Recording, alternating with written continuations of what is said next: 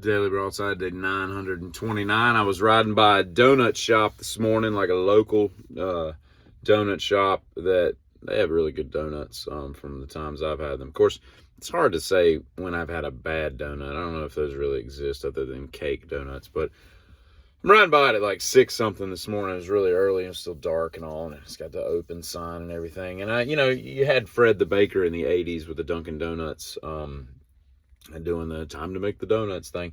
And although that's a Dunkin' Donuts proprietary slogan, I feel like probably just in their head, I mean, obviously they can't use it as advertising because they get sued, but in your head, if you own a donut shop, I feel like every time you unlock in the morning, you're in your head going, well, time to make the donut. So it's kind of fitting that they all say that. Irregardless is not a word. But as often as we use it and as good as it sounds, it should be.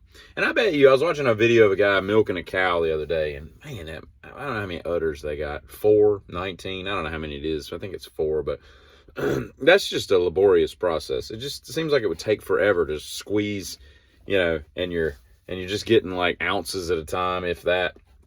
And I bet you the worst part of farming, the way you just want to go back to bed, is like you've spent like however long it takes to fill up one of those pails. I would think like 6 hours, but you've done that and you're carrying the pail, to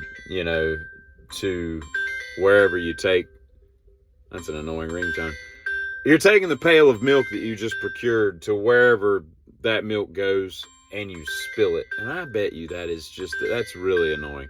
I bet you that's a crazily frustrating day right there, where you're just like, oh my God, I just wasted all that milk. But, it was like I had a 5-gallon bucket one time early on in my life, and I had changed oil. So I had, however much oil from the last couple oil changes I'd done. And I thought, I'll just drive it up here to the recycling place and not put a lid on it. And I just bungee corded it into the corner of my truck bed. I was like, I'll just drive it, real easy and all that stuff. And I mean, it was half full, and I had 2.5 gallons of oil all over my bed. It just, you can't drive slow enough, because that stuff, when it's sloshed, it doesn't take much.